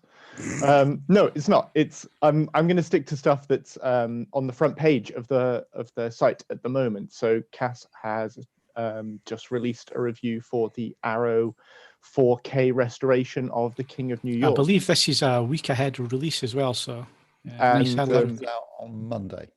Really, really exciting. I've not seen the film in about 15 odd years, but I remember being absolutely blown away by it when I saw it first time around. And supposedly with this new release, we've got an amazing job with the tune-up, including Dolby Vision, restoring the PCM 2.0 audio, as well as fixing the 5.1, which was apparently a bit of a mess in the Blu-ray. But aside from all the technical stuff, it's a mind-blowingly good movie, and it is just another one of Arrow's growing 4K catalog, and long may it continue to grow. They've also got Crash coming out later. I'm not sure if it's later this month or at the beginning of December. December. There you go. The 14th or something like that. And everything that they've been doing, as far as I'm concerned, with their mastering of these 4K releases, has been amazing. Yeah, so go and have a look at Kaz's review, but that's definitely the recommendation to put on your pre-order list. Go and check that out. Okay, you've been watching the TV? I have. I've been watching quite a lot of TV actually, but the TV I'm going to talk about is the one that I watched today, and the review that is out today, which is for The Liberator.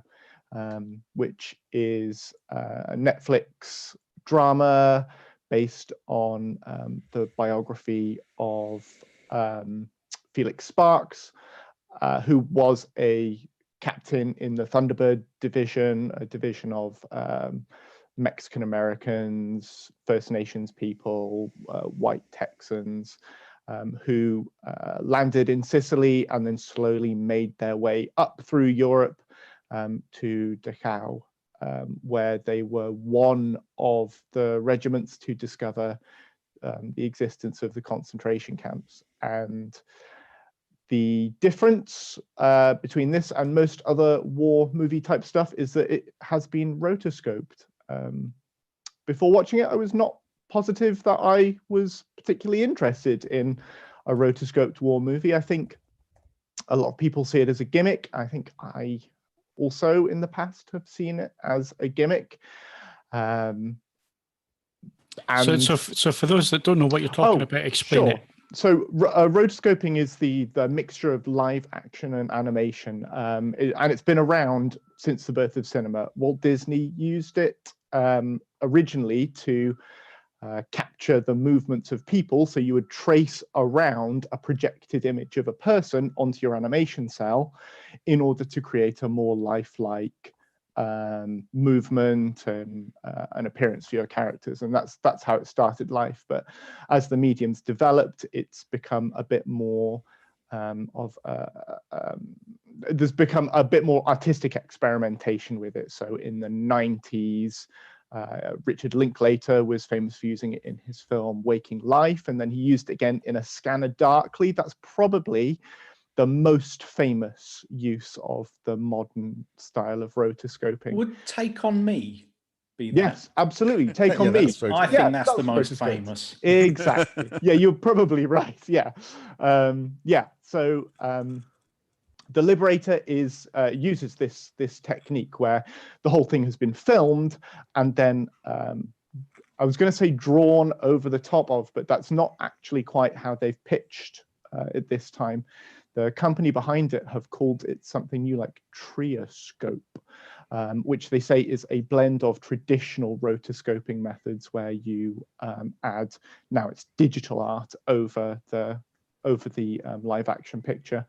But they've also used CG algorithms to implement CG to try and pick out more facial tics, facial features, expressions, also to highlight background elements, both of which in the past have tended to get lost in rotoscope projects. And technically, it is pretty good. It is very lovely to look at. And the story is incredibly moving. It hits all the marks that you would expect for a war movie. You know, there's honor and bravery and sacrifice and lots of loads and loads of killings.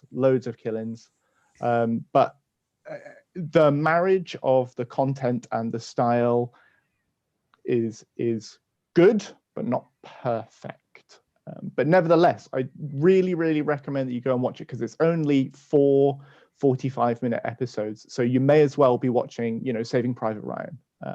It's the same amount of your time that it would ask of you. And it's a really interesting experience. So yeah, not without its flaws, but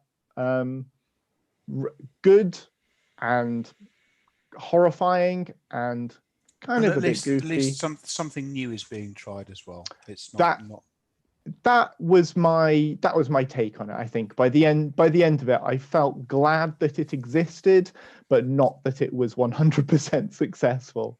I've already been asked if I've taken a kickback from Netflix for promoting it on the forums, and yeah, I have. Netflix pay me so much money to say that their content is slightly flawed.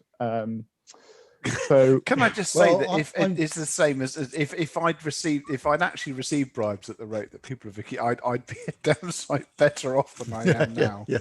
I wouldn't be doing this if I was getting those kind of bribes. I was going to say, I'm glad you mentioned it because I'd never even heard of it, and I'd love to watch it because appropriate enough given today, my grandfather fought in Italy, so he was at Monte Cassino, and he was in the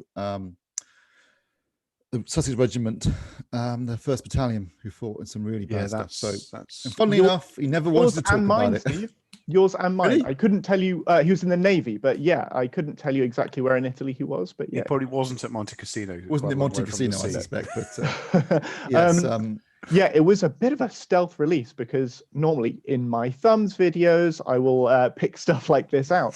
And there was no indication that it was on the way until I think a week or 2 before its release, which I think is because the rights were secured from the American channel A&E, Arts and Entertainment, not Accident and Emergency. I think it was a late acquisition from Netflix, very possibly. I don't know. That's me guessing. So if I'm wrong, please correct me. But I shall start watching it as soon as we finish this rubbish. Yeah. Go for it. Thanks for that, Steve. Yeah.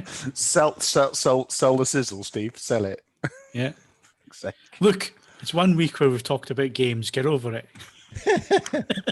It's been great. I wanted to talk about retro gaming. I've been watching people speedrunning retro games. That's not going to happen. It must be said. I mean, Rik, I occasionally feel that I've had an interesting phase the last 15 years of 2-channel audio. But going from what 87 is what very early Amiga release to I was the editor of Your Commodore, which was the Commodore 64. So there you go.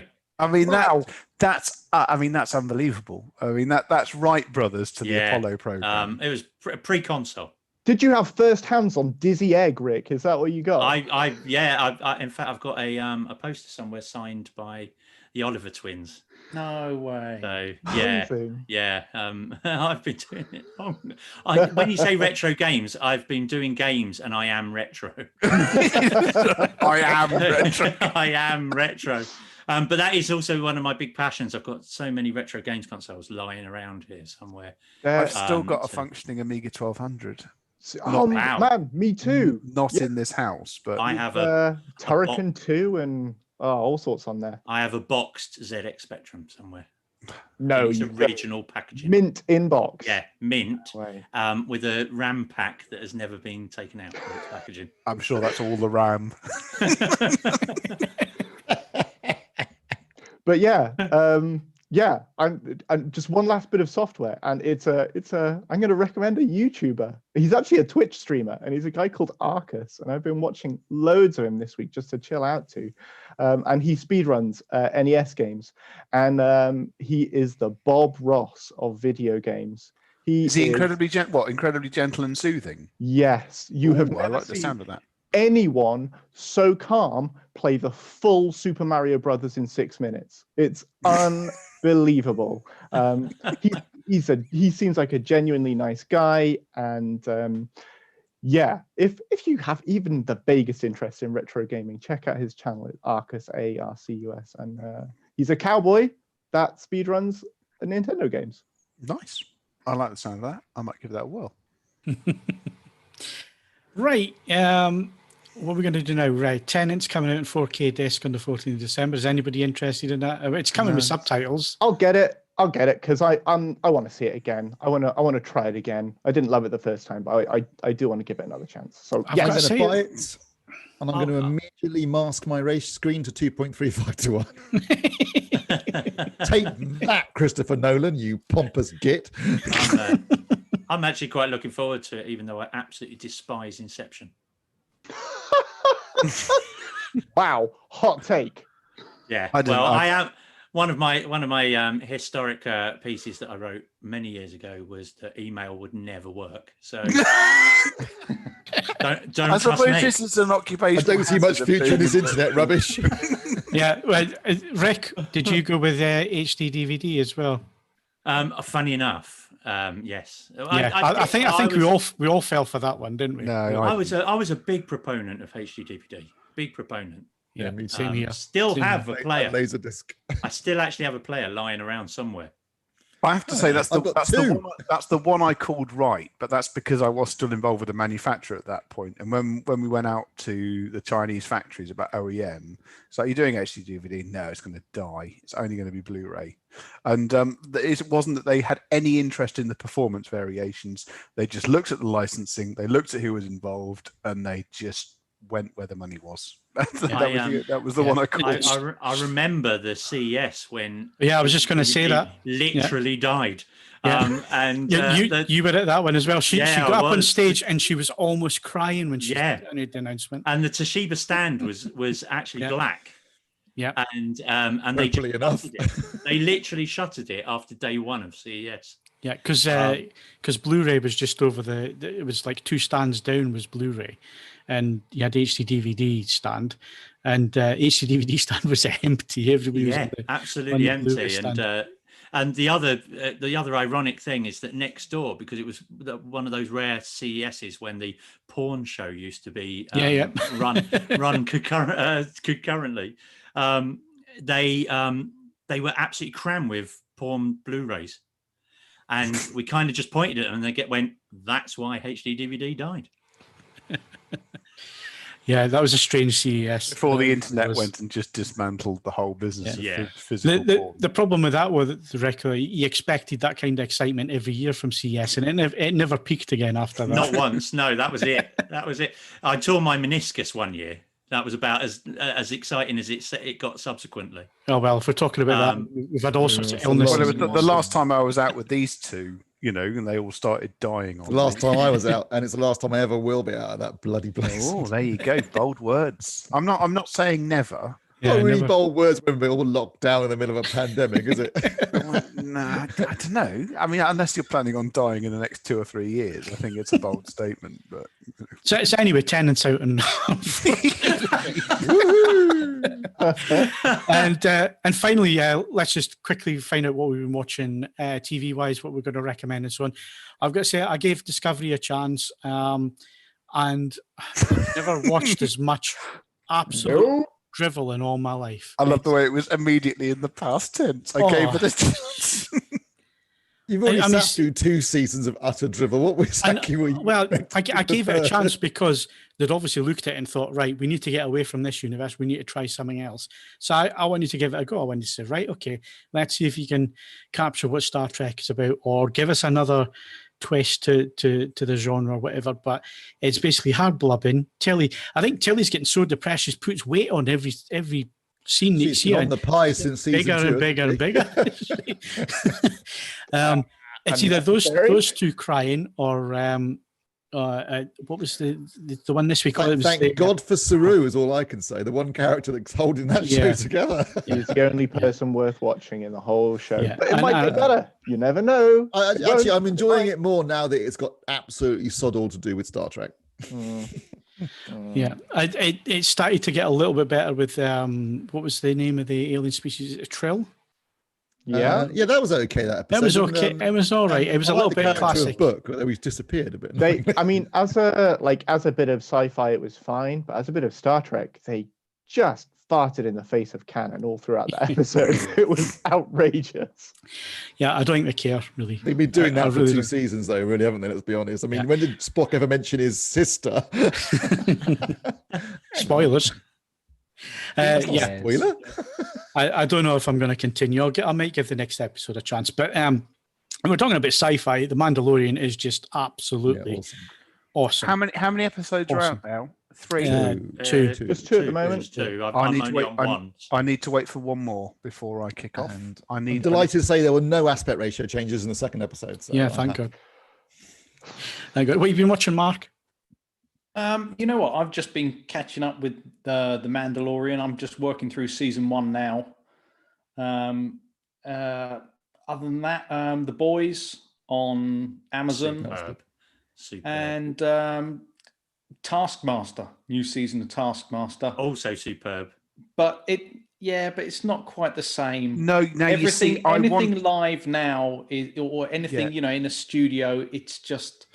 But I want to be clear on this. Almost like hammers home just how much everything isn't quite normal. No, I agree, but I need to be clear. I think that this is as much that they picked. It's a solid roster of contestants this time round. But if you told me that a lady I was barely aware of would be probably the funniest. I mean, don't get me wrong. The previous episode, Johnny Vegas did put that his meltdown was good to television. But if you told me that Richard Herring was involved, I'd expect him to be, Bob Mortimer-esque in how he approached it, and he sort of isn't. It's always a gamble when they moved channel. They've got it's the same risk as any season. Some contestants are unexpectedly brilliant, and other contestants you imagine are going to be brilliant aren't. I mean, for example, Taskmaster is the only time I have found Nish Kumar funny. But I agree with you. Daisy May Cooper, I hated her before this show, and she is brilliant on it. She's been most entertaining. I mean, Catherine Parkinson appears to be in the middle of some sort of significant emotional trauma, which makes it in its own way quite compelling. But I mean, if we take the season with Bob Mortimer and Sally Phillips to be the best of the lot, I mean, as far as I was concerned, it was magnificent. This is good television. But I think they were they got together an on paper good roster of guests, and they haven't quite delivered as we would expect them to. I think partly, again, you can't get away from the fact that halfway through filming the tasks, the lockdown started. Yes. And so they had to really truncate what they were doing with the tasks. And that's always the best bit. That and Greg Davies's banter are the two best bits. And unfortunately, both of them, Greg Davies needs an audience really to hit those comedy heights. He really needs an audience laughing in the studio. Yes, there's definitely that. And also the tasks, some of them are literally like move an egg from there to there because you can socially distance while doing it. Yes. And, you know, it just, but at the same time with what they've got, I'm still very, very pleased. It's still a remark of the fact that it's a program done on a budget of 20 quid an episode. Yeah. But because of that, essentially if you are funny, it's an environment where it just your natural ability to be funny shines. I'm also pleased that they're finally getting round to failed 90s TV presenters and comedians. Gives me, in about 5 or 6 years, a slight hope of getting on it one day. Yeah. Just while Mark is... your agent, I thought you were dead. Oh, dear. Yeah. While you're on, Mark, NFL, any predictions for Super Bowl yet? You know what? I think 49ers are tanked now. Yeah.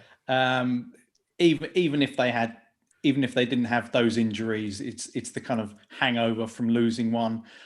Seattle Seahawks do look the real deal this year. So yeah, I think that'd be my tip. I'm going Chiefs. I think they're not winning it back to back. Yeah, I think they'll come good. He's got that. He'll pull it out of the bag. He always does. Right, who have we not spoken to? Subtitles in this section for No, we're finished, Ed. We just wanted to have a quick section. I'm betting on the United States football kickers. Okay, good for you. I'm a Bears fan. We haven't won anything since '85, so yeah. I always seem to pick those teams because my football team's Hibs as well. We haven't won anything in God knows how long. No apparent reason. I chose Washington very early days. The Washingtons. Yeah, that's what you have to call them now. Yeah. Is that what they're called now? Is it? So Washington football and they team haven't won anything since the day I was born. I bet they're grateful for your support. Didn't Hibs win the Scottish Cup a few years ago? Yeah, it was about 4 or 5 years ago. Oh, that's better than nothing. I support. Yeah. We've won. And also have wet as their famous supporters. So no, it's a Proclaimers. Hibs is Proclaimers. Is it's Sunshine on Leith is the song. Rick, what have you been watching on TV? What should we be looking at? I'm a massive WWE fan, so I've been watching a lot of WWE certainly throughout lockdown. Unfortunately, it doesn't really work without crowds. So it becomes like a Samuel Beckett play. I've seen weird. some of the. It's odd. It's like nothing happens twice. Yeah, it's like watching. Now, I don't have two brothers, but I would imagine it's like watching two brothers fight in the living room, right? Where you're in the kitchen and your mum's just shouting, "Stop that!" Which I appreciate, but yeah, I've seen the YouTube videos. It's like this is really weird. It is weird. They've now got this. They call it the Thunderdome, where they surround everybody with massive screens, and people have to watch it live whilst huddled around their smartphone or computer so that they can be on the screens. And they have sort of like 200, 300 people on the different screens, and they feed in fake noise to try and give some kind of energy. It does work a little, but it just makes it sadder. It's really tough. And also they're calling it Thunderdome. They got to deliver. They've got to have 2 men enter 1 man. Who go in, one comes out. And half the wrestlers don't want to do it because of it's in Florida, which is one of the worst hit states for coronavirus. So half the wrestlers it is now. So the rosters are tiny, but still, I do watch it, and I do. There's some elements of it that I still am absolutely obsessed over. So I do watch a lot of WWE still. The other thing is I'm right towards the end of the 3rd season, aiming for the 4th season, which should start soon, of the Ozark, and that is just genuinely brilliant, without a shadow of a doubt. Jason Bateman as a serious actor in that is just phenomenal. And he directs most of the episodes as well. I'm not sure if you talked about it before on the show, but it is just brilliant. And yeah, series 4 starts on Netflix soon. See, I can also take the Netflix dollar. It's not dollars, it's Netflixes. It's like you get so many Netflixes. Is it like Bitcoin then? Yeah, I've got about 16,000 Netflixes now for the stuff that I've been promoting. Pretty good. Steve, any recommendations? I mean, apart from the one where they brand people's fannies. Yes. I enjoyed Truth Seekers. I think we spoke about it last week. I'm watching the second season, and it started on Sunday night, of His Dark Materials, which is okay so far. I think that's about it at the moment. I'm doggedly sticking with The Right Stuff, even though we're 6 episodes in and they still haven't got to Alan Shepard's first mission yet. Like, when are you going to go into space in this program? I've only watched the first 2 hours waiting. Oh, it's a long. Is it? I mean, at the moment they've just got to, Yuri Gagarin's beat them to the punch, and I think that's 6 episodes in, so it's a long time coming before we get to anything. Do you think that that's an issue with a new streaming service commissioning? Because I seem to remember when Netflix first sort of came onto the scene, there were a lot of shows where nothing really happened over a very long period. There's still a lot of shows where nothing happens over a long time. So is that because Disney Plus needs to get content, its own original content, as quickly as possible, so therefore it sort of pads?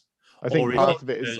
This was actually made for National Geographic, and then Disney Plus bought it, or not bought it because it's the same company, but they moved it to Disney Plus because Disney Plus desperately needs something to show, because apart from The Mandalorian... Now. Yeah. And obviously everyone's subscriptions in the States are coming up now. So, they're a bit desperate. It's a well-made series. Production values are fantastic, but it's taking a long time to get to. I think I'd probably recommend watching the new Nat Geo documentary. Yeah, I'm definitely going to watch that when it comes. That does look good. Because they get someone. The whole point is that I don't give a monkeys about their families. All I'm interested in is the space aspect of it. That's Gary Hall says they've sent the monkey up. Yeah, they sent up Ham last week. It's I mean, I'm sorry, I don't want to sound cruel, but I don't care about their families. I just want to hear about the space missions. And unfortunately, it's all family drama. I mean, I think you don't want the human angle at all, do you? No, I couldn't give them monkeys about the human. Don't humanize. No pun intended. Didn't Kaz say it's basically Mad Men with some rockets? And that is essentially what it is. Oh well, that's good then, because I like Mad Men. Well, go on, even when nothing happened. There's nothing like watching the in and outs of advertising business to get me going. Anything we've missed, Tom, or have we covered everything TV-wise then? Oh, I don't think so. Kaz also released a review on the site of the Blu-ray release of Children of Dune, the TV miniseries. No, that's good. It is. Do you know what? It is. But I was astonished it got a Blu-ray release, because I thought it was considered among the pantheon of like the live-action Earthsea or the Sam Neill Merlin TV movie. Well, next week, the Dune miniseries that came before it is released on Blu-ray. Next week, the so William Hurt one. As well. It's pretty good. And I really liked Children of Dune as well. I just could not believe that someone said, let's stick that on Blu-ray. Like, there's a market for it. Awesome. So that was. Has anybody watched Queen's Gambit? Because I'm hearing good things about it. Loads of people whose opinions I don't dismiss out of hand have been very enthusiastic. But there are many of those, Ed. There's a couple. I know Kumari thought it was brilliant. So I am quite tempted to watch that, but the Liberator first for me. Mm-hmm. Okay. Have you given us a recommendation, Ed? I haven't been watching a huge amount of television, Phil. I have continued to enjoy The Great British Bake Off because I find it tremendously therapeutic. And I enjoyed finishing off the air crash investigation special report. But as someone pointed out earlier in the comments thread on the YouTube stream, my television doesn't get turned on very often. So at some point, I'll be able to sell an LG B7 with the lowest hours recorded for any 50 as new. Well, it's not, because the HDMI arc is broken. dropped it or something. I didn't drop it. It just died. The HDMI ARC connector does not take kindly to hot plugging. I would say. I've got to say that ARC generally is shit. Yeah, but given that it all runs optical into most things anyway. But no, you should have just called it arse. That's what they could have called it. HDMI arse. Yes. Well, maybe for the next generation, who knows? You just need to think of the acronym that makes it work, Phil, and sit back and watch the fun. Surely for the next generation, it's e-arse. Yeah. Yeah, well, I think we need to finish up. Otherwise, they're going to cut us off. They'll pull the plug because we're almost hit 2 hours. Pulp Fiction has donated £10. Pulp Fiction, thank you very much. It is appreciated. He said he really enjoyed the console discussion this evening. Well, we're glad to hear that, and I'm sure Rik will become a regular on the podcast as we go forward. Lots of game reviews and stuff coming up and so on. So Rik will be back, and we will be talking games on future podcasts, much to Steve's disappointment. Despair. To be honest, I might just phone Steve at inopportune moments and tell him how I'm getting on. I will subsidise that through your Patreon. Yeah, it needs to be FaceTime and recorded, and we'll make a YouTube. You could have at least got the PS5 out and showed it to us so we can see how big the bloody. Yeah. I couldn't lift it. It's somebody parked around the back. Couldn't get it through the door. Right before we finish, Tom's Thumbs, are you going to give us a promo or your videos?